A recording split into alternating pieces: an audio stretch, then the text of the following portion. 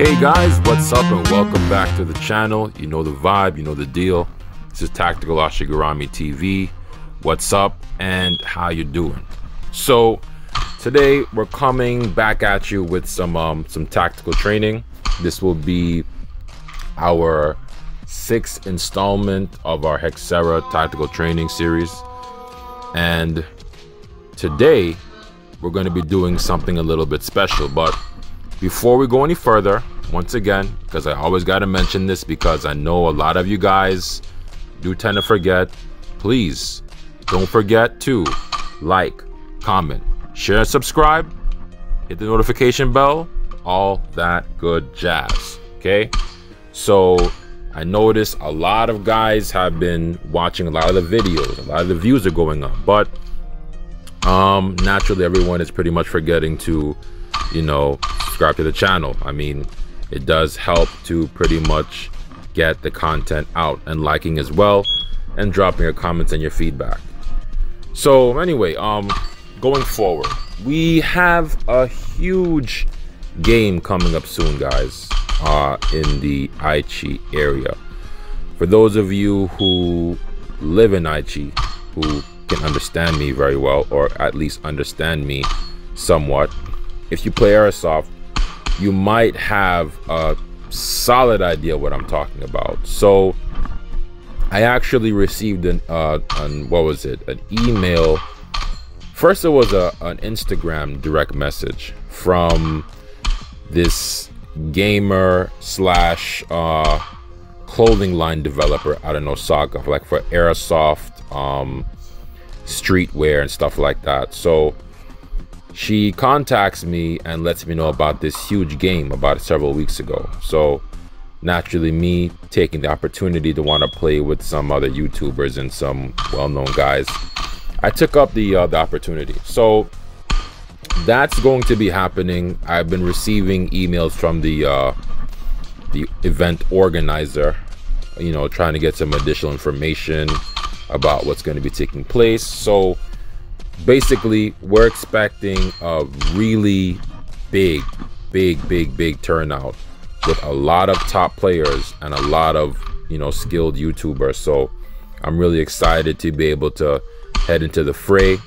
and make somewhat of a name for myself, yeah, but also it'll be good to kind of get some exposure for the channel and to have you guys get a peek into what's going on in that sense. So we're really excited about that. So I took the time out to brush up on some of my skills. Now today what I'm running is the well, during this video, is the Mark 18 Mod 1 Tokyo Marui and the RWA Nighthawk Covert Ops 1911 to pretty much get that CO2 blowback feel with the pistol. And what I'm basically doing is I'm working on my transitions, specifically my carbine to pistol transitions. Now I don't know particularly if a lot of people do train this. I know a lot of serious airsofters do, and also in real steel situations as well, they work on their transitions. I haven't done this drill in a year, and on top of that, I wasn't really shooting as much, so I could have done a lot better. But you know, regardless, it's kind of good to pretty much to get the video out there so people can see, you know, the good points and the bad points as well. And basically the whole idea is to utilize both your carbine, your main, and your pistol on any set of targets that you might set, whether it's an individual targets, group of targets. You're working on efficient shooting while maintaining accuracy, and if need be, dealing with a situation where you are addressing any failures, you're doing your emergency reloads, you're moving, you're switching targets, and in some instances you're switching shoulders as well. Now I've been looking up at a lot of tactical content online, just different stuff, just to pretty much get like a better overview on what's out there and what can pretty much benefit my shooting overall, because I never really feel like I've really gotten to that point where that I've achieved a status or level of being a really good shooter. I don't consider myself to be an exceptional shooter, even though I've been playing airsoft for a while. I don't really consider myself to be that good. But regardless, I do enjoy the sport, and I do try to improve and get better at it for the most part. And I like the fact that there's a lot of content right now that is extremely helpful, and a lot of it you can pretty much break it up, use it, and get at least bits and pieces of it that you can slowly apply to improve your overall game. Now, I've been looking at a lot of content, airsoft YouTuber content, and Mayday-san, I'm going to mention you again because you did talk about Project Gecko. I had no idea what Project Gecko was. I think I might have stumbled upon one of their videos when I was just browsing one time, but I didn't know that it was a series. But upon you mentioning it, I did check it out, and the concepts are insane. A lot of it makes sense, and you can pretty much take just like the first tier of what they're talking about and really apply it to what you have going on. So for those of you guys who don't know what I'm talking about, just Google Project Gecko, or hit up Mayday-san and ask him exactly what I'm talking about, and he may most likely he'll be able to reference the video that he mentioned it in, even though he did mention it in quite a few videos. But anyway, going forward, so pretty much this drill like I would say benefits you in ways where it improves your overall weapons handling. And in this sense, I am training with my CO2 pistol in order to get the blowback and that recoil that I need in order to improve my overall recoil management, grip, and you can say somewhat of recoil mitigation in that sense.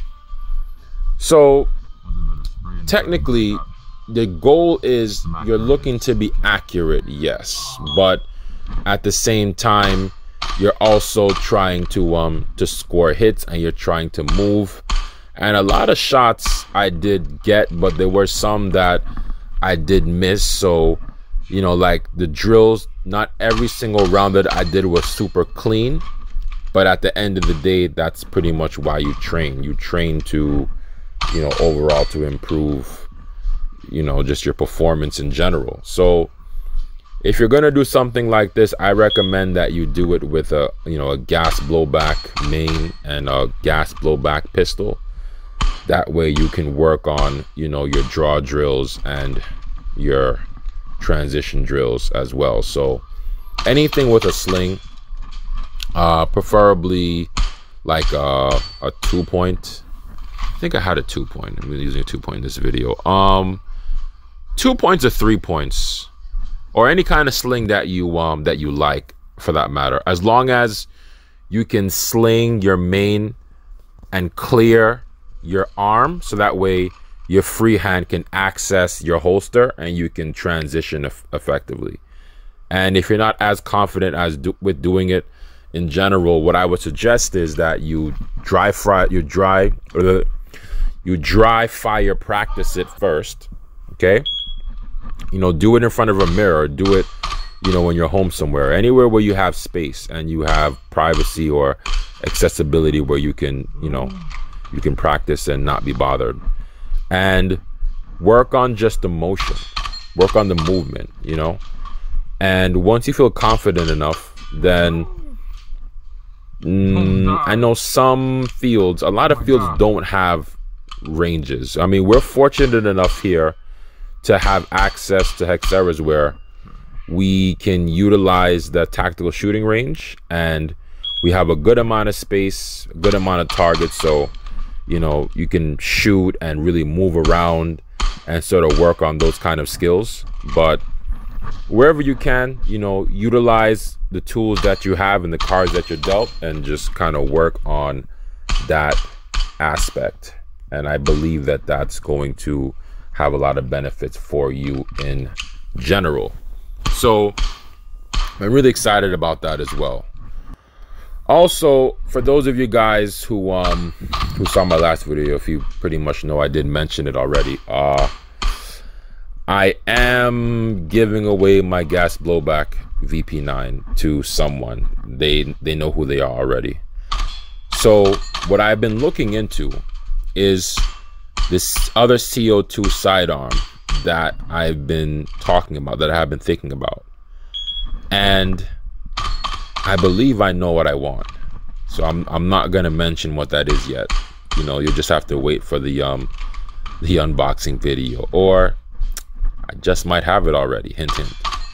But yeah, I think right now I'm definitely leaning more towards CO2 overall, in terms of like usage, especially now that it's getting so cold, man, and it is really, really difficult to use gas, even indoors. So I'll have times where even when I'm shooting and I'm inside and I could be, whether I'm in a range somewhere or even playing a game, and once that magazine runs cold, that's it. It's really difficult. So I definitely think that it's one of the big benefits right now of having a CO2 blowback, you know, handgun or rifle or whatever you have that's CO2 powered. Even though a lot of people feel that it is dangerous, I think that it's highly beneficial to have one, and that's just how I feel right now. So I'm running the Nighthawk in this video, and man, I'm telling you, it is so difficult to keep a firm grip on this gun. You can see me struggling to stay on target while I'm shooting it, and I haven't quite gotten used to how it handles in terms of shooting, but it does point pretty much like any other 1911 style pistol, but it's very difficult to use, which is one of the benefits of using CO2, because you can work on that. Anyway, guys, sound off in the comment section. Let me know, what are some of your favorite drills to do for those of you who do have access to a range, whether it's indoors or outdoors, whatever the case is.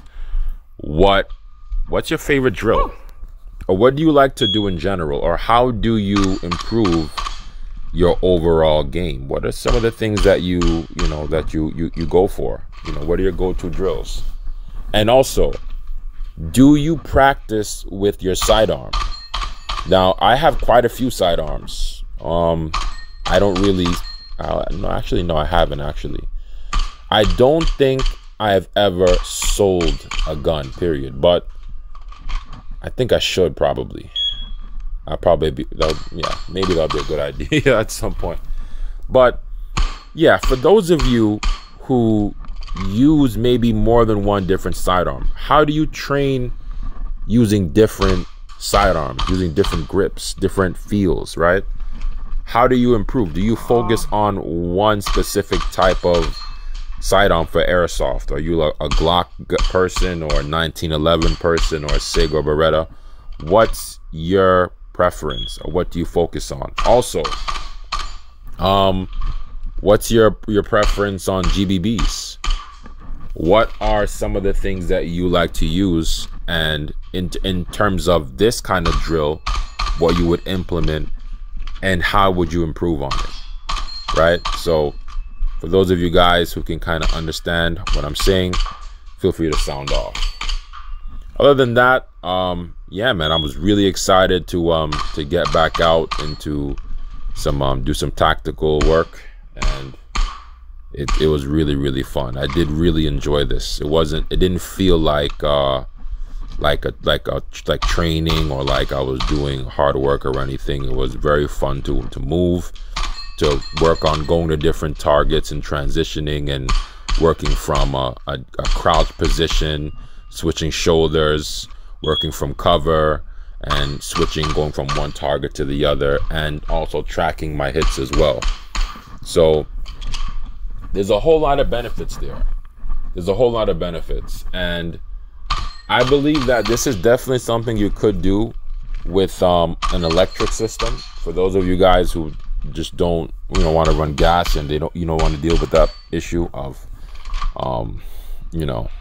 gas problems or GBB owner problems, I think electric guns in general are good.